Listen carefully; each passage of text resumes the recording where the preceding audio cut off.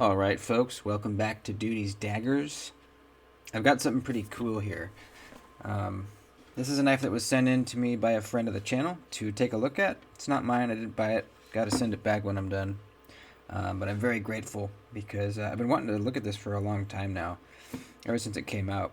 I mean, it hasn't been out that long, but I did get a chance to try one very quickly at Blade Show, but didn't get to spend more than a couple seconds with it, so this is exciting. Let's check it out. This is a pretty sweet 3D printed little knife box here. Please subscribe to the channel. Look down below, make sure you're subscribed, and also while you're there, like the video, please. Go ahead and do it right now. I'll wait for you. Alright. MachineWise. Not very familiar with MachineWise. They, as far as I know, they are in the balisong making business. They make everything here in the U.S. And this is their first time making a folding knife. A little bit of info. You can pause right there. Excuse me. You can pause right there if you want to read that. Bushing. Okay, I'm going to read this actually. So something about a bushing. So they're using bushings like they do in the balisong industry. When assembled and tightened, the bushing stands the washers off from the blade. This allows the blade to float in between the washers on a cushion of oil. Huh. Interesting. Okay. So check this out. This is what you get. 3D printed little thing here. Got the knife. You got a coin. Some lube and a Torx. Let's pop the knife out here. Very tight fit. Look at this thing, man.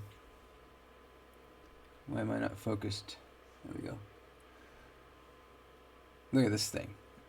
This is an integral. Look at that, dude. Holy crap.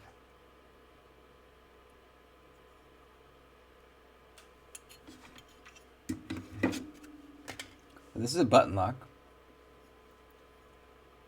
Very cool looking knife. We got some blue accents. I think, yeah, that's an actual inlay. This blue part here, you can see the seams back here. Very cool. Kind of a butt mounted pocket clip. That's really cool. So you can flip that around lefty or righty. Look at that. One piece. Has there been an integral button lock before? Anybody know? I mean, just look at the quality and detail of the machining here. You got a nice chamfer running on the inside edge of this little cutout here. Really cool. There's a fine micro milling over everything. Looks really nice, even on this blue inlay here. The button sits back behind this inlay. That's really nice. So it's a flipper only. Let's go ahead and give it a flip. There we go. Look at that baby. Really nice stonewash on the blade. Pretty simple blade shape, but we got something interesting going on here with the grind. Look at that. So it's very thick at the tip. Look at that. Crazy thick. But wow, very thin back here. So this is kind of a way to get the benefits of having a tanto blade shape.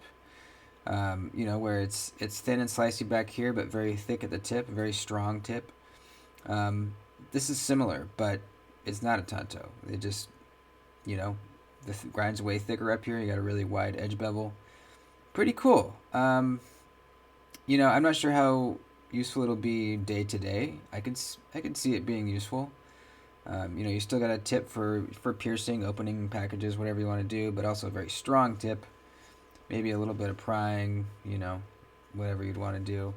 But this thing is going to slice, man. It is really thin back here. We'll measure it in a second. Pretty thin blade stock, too. Not like insane thin, but on the thin side for sure. It's a good looking knife. Let's try the action out.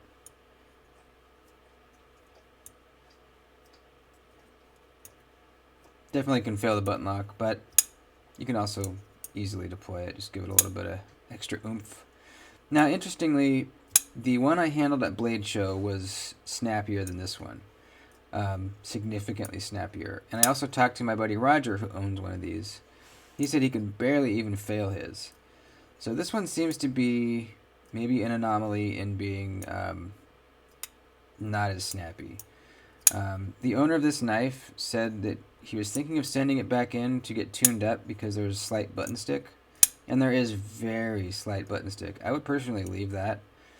But I probably would send this in and say, hey, you know, this is... I've handled other ones that were a lot snappier. What can you do? I would probably do that because, yeah, the one I handled was real snappy. And like I said, my buddy has one that's very snappy. So I would not...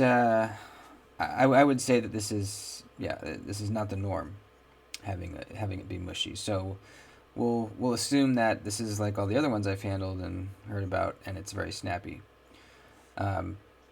Perfectly centered there. The flipper tab has no jimping on it, but I really don't have any problem. Like feeling like I'm sliding off of it or anything. It's shaped nicely, feels good on the finger. Now when it's deployed, the button sticks up a little further, but it's still not above this this inlay, which is really cool. I always hate it when buttons stick out really far. It's just kind of, it looks bad, it feels bad, it's annoying. Really easy to push the button. Very, very smooth with the button pushed in. Very smooth. Be interested to take it apart and see what's going on in there with those bushings they were talking about. Obviously it's bearings, but they're doing something a little bit different in there. It's a great design, you know. I really like this knife. For their first folding knife, I would say they knocked it out of the park.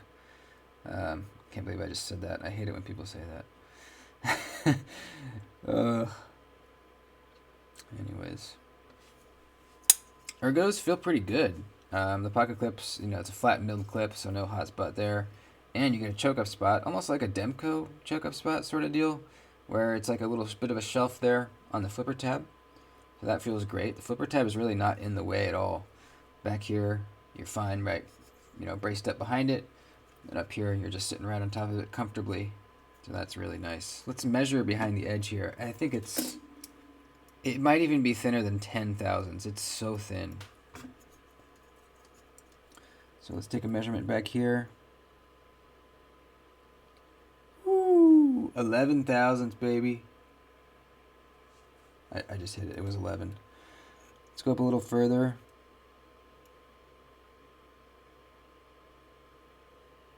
Wow, it's actually 9 thousandths there. And then as we go up here, it's going to get thicker and thicker. Up here, it's already 20 thousandths. Right here, it's all the way up to 59 thousandths. Up here, it's all the way to 80 thousandths. So very, very thick up at the tip there. But man, 9 or 10 thousandths back here is very nice. That's very thin. You kind of rarely see that thin a measurement behind the edge. For at least, you know, production knives, big production knives, the thinnest I've seen is maybe like 15 thousandths, and that's pretty surprising when you see that. For custom knives or more specialty small batch knives like this, you get them. You see them a lot thinner. Like I think my Rosie is 10 thousandths. Let's see.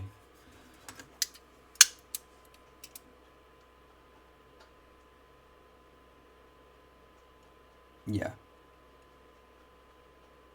10 or 11 thousandths behind the edge. That's just awesome. I love to see that. Oh yeah, blade stock thickness. 125 thousandths. It's a little deceiving because they have rounded or almost chamfered the edge of this spine, so it kind of looks like it's thinner than it actually is. You know what I mean? Very cool, man. An integral button lock. It's just cool. Looks like it's numbered too. I don't know if that's like a sequentially numbered deal. Like if this is the 251st Sonora that there is. Did I even say it was called the Sonora? I don't think so. It's called the Sonora. Oh yeah, here's the COA.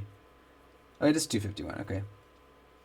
Date of birth. It's in MagnaCut at 64 HRC. Very cool. Very good. Raw tie and blurple.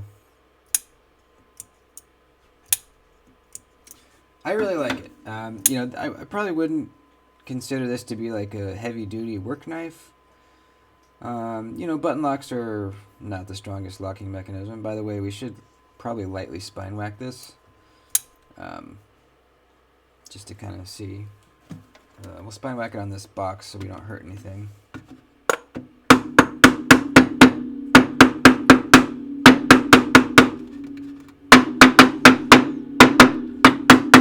Yeah, seems solid. That's good news. No blade play whatsoever either, so that's great. But yeah, button locks are just, not usually hard use knives. But I could definitely see this being a very good, just light to medium use EDC knife. It's pretty thin, probably fits in your pocket real nice. Let's try the pocket clip really quick. Let's see. Oh yeah, that goes in and out of your pocket very nicely. Looks good too. I think it could be a little thinner, maybe. Looks a little thick, maybe, for the knife, but not bad at all. I'm not sure the pricing on this knife. I know it's pretty expensive. Definitely over 500 bucks. Maybe closer to 7, maybe.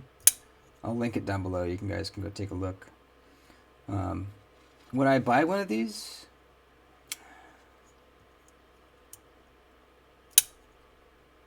Honestly, I'd be kind of tempted to. It's a small USA maker, which I love. It's snappy. This one isn't, but they usually are real nice and snappy.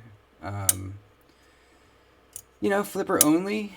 That's a downside in my opinion, having a flipper only. It's not always a bad thing. Like my Grimsmo Rask is a flipper only. You can't even really put thumb studs on it, though, the way that this blade is. Well, maybe. Could you squeeze a thumb stud on there? Maybe. It'd be tight. It probably wouldn't look very good either. Definitely can't get a blade hole. So, with this design, that's the only option, is a flipper tab. Yeah, so I'm going to be having my eye on MachineWise, man. It's their first design. I'm very curious to see what they come up with next. They definitely have their machining down. They seem to be very good with design and the execution of the design. Sharpening foil plunge grind, by the way, is pretty good. It's not super roomy, but the radius on that plunge grind is tight, and where the edge ends here, it's it hasn't thickened up yet at all, and you got a little room there for a couple sharpens. So yeah, that's perfectly good. That's about it. Thanks for watching, guys. The MachineWise Sonora. Like the video before you leave if you haven't already. I'll see you soon.